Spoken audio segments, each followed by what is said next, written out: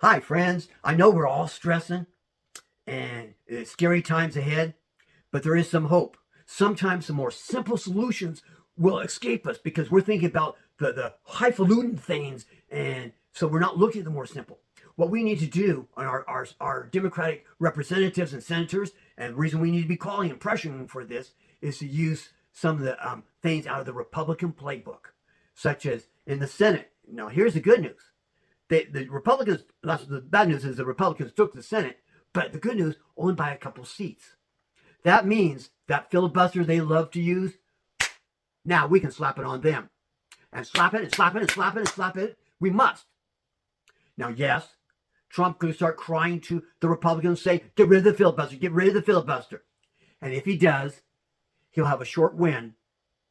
But in the long run, we will use that against them in the future. And many of those Republican senators know this. And so they're not too much in a hurry to want to get rid of it. If they were only missing the vote by maybe one or two to kill a filibuster, they might. But with it at only having a 2-seat or maybe 3-seat advantage, they're not too quick to want to do that.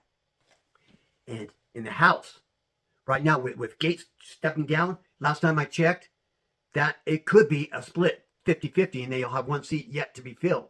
They'll probably get filled by a Republican, but there is still a slim chance. But even with that, there are many Republicans that know that the next election in 2026, they're going to be vulnerable. And so they're going to be hesitant to do certain things. Like, we may be able to stop them from cutting in at Social Security for now. We may be able to keep their hands off of Medicare and off of unemployment insurance. I'm afraid, I don't know if Trump can get away with his mass deportations, but here's the other thing. The other page from Trump's playbook that we can use, his delay tactics. He delayed and delayed and delayed court cases to try to escape justice. We can do the same thing with a lot of the lawyers that are out there when they try to do these horrible things like deporting people. Delay it, because if we can delay that action, because he's only going to have that only that majority in the Congress until the next election, and then we will take it away. And if we can delay it 2 years, and how many court cases are able to be delayed that long? So even with a court that leans his way, it can be delayed enough that it may fall into the preview of the next Congress after that, and we could stop most of this stuff. And keep in mind, if we get enough Democratic senators elected in 26, and we have the House, we can impeach Trump.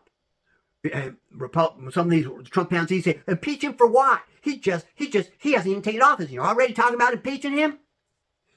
And why are we going to impeach him for? Well, we got 34 things we can impeach him for, because the Constitution says misdemeanors and high crimes, and the highest crime is a felony, and Donald Trump has 34 of them. And they say, oh, he'll pardon himself. Well, let's say he can get away with pardoning himself. The thing is, if you accept a pardon, you are admitting to being guilty, and you're accepting that, yes, you did the crime. That's all Congress needs to impeach that bum. So there is hope ahead. Yes, tough times are ahead, but tough times makes us tougher people, and we will keep fighting because we will not surrender our democracy to a tin-plated, tin-pot dictator. We are not going to surrender.